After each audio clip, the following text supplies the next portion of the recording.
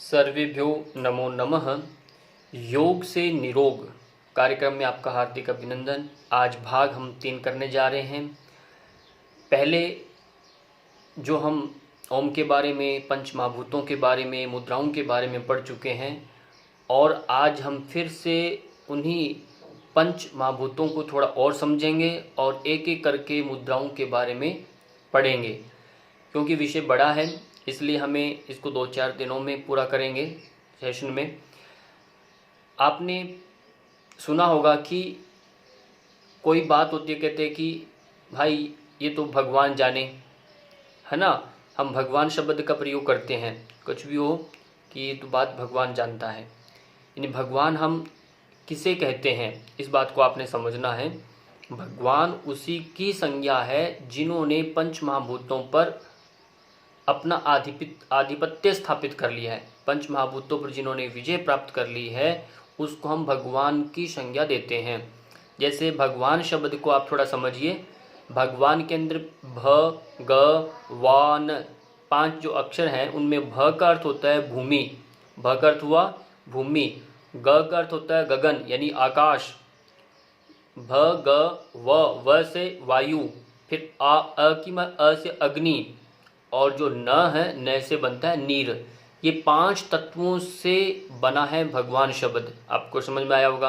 भगवान यानी 5 तत्वों पर जिन्होंने विजय प्राप्त कर ली है वह भगवान कहलाता है।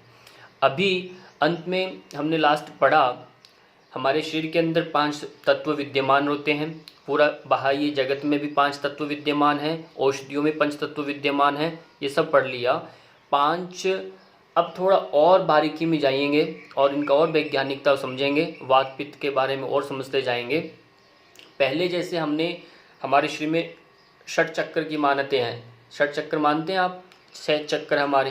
पहले आपका मूलाधार चक्र है, मूलाधार के बाद स्वादिष्ठान चक्र है, स्वादिष्ठ मणिपुर चक्र है, फिर आपका अनाहत चक्र है, फिर विशुद्धि है, फिर आज्ञा चक्र है। आज्ञा चक्र तो एक उपलब्धि है, ये अंतिम में आपका आज्ञा चक्र है। यहाँ 5 जो चक्र हैं इनको आप एक बार समझिए। पहले चक्रों को नहीं समझना, आपको मैं आकाश तत्व इनके सब के साथ जोड़ के बता रहा हूँ। यदि हम चक्रों की बात करें यानी आकाश जो है आपका, यानी पहले सबसे पहले निकला है पृथ्वी, अंतिम में जो निकले नीचे की बात करें पृथ्वी जो है आपका, पृथ्वी के अंदर आपका तत्व जो आपका चक्र है मूलाधार चक्र है। पृथ्वी से ऊपर स्वादिष्ठान में, पृथ्वी के बाद जल आएगा, जल के बाद आपका मणिपुर में अग्नि निवास कर रही है, अग्नि से ऊपर आपका वायु है, वायु के ऊपर गले में क्या आकाश है। ऐसे 5 का इनका भी क्रम बन गया। ऐसे ही इनकी आकृतियां हैं। आकृतियां यानी मूलाधार चक्र यानी इसकी आकृति क्या है, एक चतुर्भुज है यानी 4 कोने हैं, उसको चतुष्कोण की आकृति बनती है। ऐसे नाभि के ऊपर जो यानी स्वादिष्ठान चक्र की जो आकृति बनती है वो बनती है आपकी अर्ध चंद्रमा की आकृति बनती है। और ऐसे ही फिर अग्नि का जो त्रिंगल बनता है यानी त्रिकोण आकृति बनती है। ऐसे ही वायु का आकृति हम बात करें, वायु की आकृति कैसी होती है तो वो एक घुमावदार होती है, गोलाकार होती है, मंडलाकार होती है। हवा जब चलती है तो एक गोल गोल हमें आकृति में कई बार नजर आती है तो हम उसको आकृति मानते हैं। ऐसे ही आपका आकाश तत्व जो है इसको हम निराकार माना जाता है, इसकी कोई आकृति नहीं है। ऐसे ही अब इनको रंगों के आधार पर थोड़ा समझिए। रंगों के आधार पर इसलिए कि जब हम मुद्राएं लगाएंगे, ये इसलिए बता रहा हूँ कि मुद्राओं का जैसे हमने उस टाइम पढ़ा था, मुद्राएं खाली लगाकर बैठने से मात्र काम नहीं चलने वाला। यदि हम उसके साथ कुछ इन पर विशेष धारणा करेंगे, जो मैं आपको अंग बता रहा हूँ, तो उस मुद्रा की वैज्ञानिकता के साथ उसका लाभ भी ज़्यादा बढ़ जाएगा। ऐसे ही आप इनके साथ रंगों की बात कर रहे हैं, जैसे मूलाधार चक्र का जैसे हम बात करें यानी आपका पृथ्वी तत्व की बात करें, पृथ्वी का जो रंग है वह हमें लाल रंग, हमें इसमें पीला रंग लिया जा रहा है। कौन सा रंग? कहीं लाल भी लिया जाता है, कहीं पीला भी लिया जा रहा है। तो पीला अर्थ में अभी हम पढ़ रहे हैं, यहाँ पर पीला अर्थ लिया जा रहा है। और फिर जैसे ही आपका ऊपर आता है स्वादिष्ठान यानी आपका आकाश जल तत्व, जल तत्व में ये एक सफ़ेद रंग के रूप में इसको लिया गया, सफ़ेद जैसा इसको दिखता है, सफ़ेद है। और जैसे हम जल से ऊपर आते हैं आपका अग्नि, अग्नि का रूप हमने लाल रंग में लिया। यहाँ ही एक परिवर्तन है, कहीं तो इसको पीलापन लिया जाता है क्यों, और कहीं इसको लाल लिया जाता है। ये मूलाधार के साथ थोड़ा एक्सचेंज है इसमें। अभी आगे आता है ऊपर वायु। वायु को हम कई बार देखते हैं काली आंधी आ रही है ना, घना अंधकार जब दिखता है तो हम इसको काले रंग के अंदर में इसको प्रयोग लिया है। आकाश तत्व जो ऊपर का यानी आपका आकाश वाला जो इसकी आकृति यदि हम देखते हैं, रंग की बात करें तो इसका कोई रंग इसमें हमने नहीं लिया गया है, यानी ये बिल्कुल निराकार है, वर्णहीन है, इसको हमने लिया गया है। अब आपने इनके गुण पढ़ लिए। पृथ्वी का गुण जो है गंध है, गंध के बाद आपने इसके सेकंड पढ़ा, इसमें रस है, रस के बाद आपने ऊपर का पढ़ा, रस के बाद क्या है रूप है, रूप के बाद आपने स्पर्श पढ़ा और ऊपर का शब्द पढ़ा। ये पांचों इनके क्रम भी आपने अच्छे समझ लिए। अब इनके देवताओं की बात भी कर जाते हैं। तो पहले जो ब्रह्मा है, फिर विष्णु है, फिर आपका रुद्र है, फिर ईश्वर है और सदाशिव, इन तरह के 5 इनमें देवताओं का वास रहता है। ऐसे इनके बीज मंत्र बने हुए हैं। बीज मंत्र यानी पहले जो सबसे पहले अंदर का जो आपका आता है लम, यानी आपका पृथ्वी पर यदि पृथ्वी मुद्रा का ध्यान करते हो, लम का अपने शब्द का भी ध्यान करना है, व का ध्यान करना, ऊपर का यदि स्वादिष्ठान का है आपने र का ध्यान करेंगे, फिर य का ध्यान करेंगे और ह का ध्यान करेंगे। इस तरह से इन 5 बीज मंत्रों के बारे में कहा गया है। अब इन सब का हमने एक बार देख लिया और मुद्राओं का भी हमने एक बार फिर प्रकरण कर लीजिए। बीच वाला आकाश तत्व है, आकाश के साथ वाला जो है वायु तत्व है, अग्नि तत्व है, अग्नि तत्व के बाद हमारा ये जल तत्व है और ये पृथ्वी तत्व है। इन 5 के बारे में हमने पढ़ चुके हैं। आज जो विशेष हम पढ़ रहे हैं उसका नाम है आकाश मुद्रा। आकाश मुद्रा का हमारे साथ क्या प्रभाव पड़ता है, रोगों पर कैसे वो ठीक करने में कारगर है, वो हम विशेष पढ़ेंगे। आकाश मुद्रा आपने देखा, आकाश का जो विशेष गुण क्या है वह है, क्या गुण है वह है आपका इसका गुण शब्द। शब्द एक विशेष गुण पर ध्यान रखना है। जो मूल बातें मैं बता रहा हूँ उनको आप ध्यान से समझ लीजिए और आपको पूरा कहानी और खेल समझ में आ जाएगा इनके साथ क्या इससे जुड़ा हुआ है। ये आकाश तत्व जो है जुड़ा हुआ है, शब्द इसका गुण प्रधान है और आकाश के अंदर क्या गुण है, यानी उसका यदि हम बात करें ये सत्व गुण प्रधान है। आकाश कौन सा गुण प्रधान है, सत्व गुण प्रधान है। और आकाश की जो प्रधानता है, विशेषता क्या है, गुण इसका आपको शब्द इसका गुण हुआ। आपने देखा कि आकाश और वायु के मिलने से बनता है वात रोग, ये आपने पढ़ा था। इन दोनों के मिलन से वात बनता है, पर यहाँ आकाश का ही हम एक सेपरेटली पढ़ रहे हैं। तो आकाश शब्द प्रधान है। शब्द कहाँ होता है इस बात को समझिए। शब्द कैसे होता है, यानी शब्द के लिए हमें स्पेस चाहिए, शब्द के लिए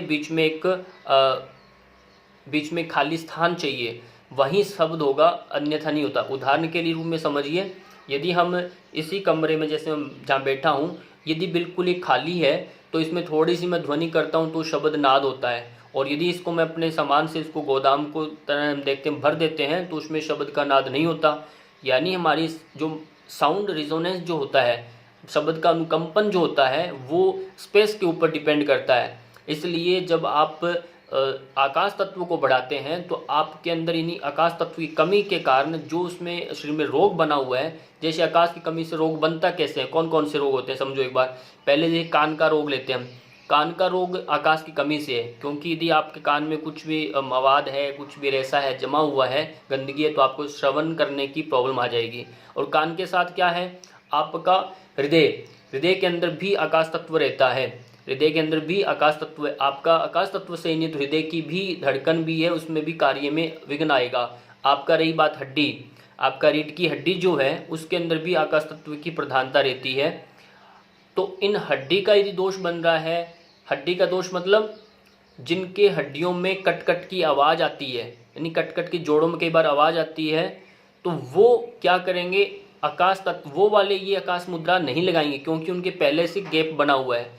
और जिनके जोड़ों में दर्द है पर कट कट की आवाज़ नहीं आ रही, यानी वहाँ पर बहुत ज़्यादा पृथ्वी तत्व भर चुका है, तो वो क्या करें आकाश मुद्रा लगा करके वहाँ पर स्थान में गति देंगे, वहाँ से हटाएंगे उसके अंदर, और तो वो हल्कापन आएगा। आकाश का आपने देखा कि आकाश सत्व प्रधान है। सत्व का अर्थ होता है कि बुद्धि, सत्व यानी बुद्धि के लिए प्रेरित किया गया है। और सत्व का अर्थ होता है प्रकाश, प्रकाश के लिए भी सत्व प्रयोग किया गया है। यानी बुद्धि से संबंधित कोई, यानी कोई चाहता है कि मेरी बुद्धि अच्छी बने, मेरी प्रज्ञा बढ़े और मेरे अंदर प्रसन्नता बढ़े, मेरे अंदर कोई प्रकाश आए, यानी अज्ञानता का समाप्त हो, अज्ञानता सुख ऐश्वर्य बढ़े और जितने भी विशेष जो इसके प्रभाव हैं वो आपके लिए बढ़ें, तो आपको क्या करना पड़ेगा, आकाश मुद्रा लगानी है। क्योंकि साथ साथ में एक और बता देता हूँ, यदि हम इनको आकाश मुद्रा जो ऊपर वाला है इसको हम गुरु ग्रह जो है, गुरु ग्रह का भी स्थान माना गया है इसे, गुरु ग्रह, क्योंकि पंच जो मेन ग्रह है वो पंच तत्वों से संबंधित है, ये गुरु ग्रह से संबंधित है। इसलिए विशुद्धि चक्र जो है आपका गुरु ग्रह, यानी वो भी सत्व ज्ञान बुद्धि के कारक हैं। इसलिए कई बार वाणी में भी कई बार दोष आता है, आपके टॉन्सिल बढ़ रहा है, बिगड़ रहा है, वो भी किसका कारण से, आकाश तत्व की कमी से हो रहा है। तो आपने यदि आकाश तत्व को ठीक करते हैं तो आपका थायराइड भी प्रभावित होगा, आपकी प्रज्ञा भी प्रभावित होने वाली है। तो इन सब का विशेष एक संबंध है, इसको समझना आपने।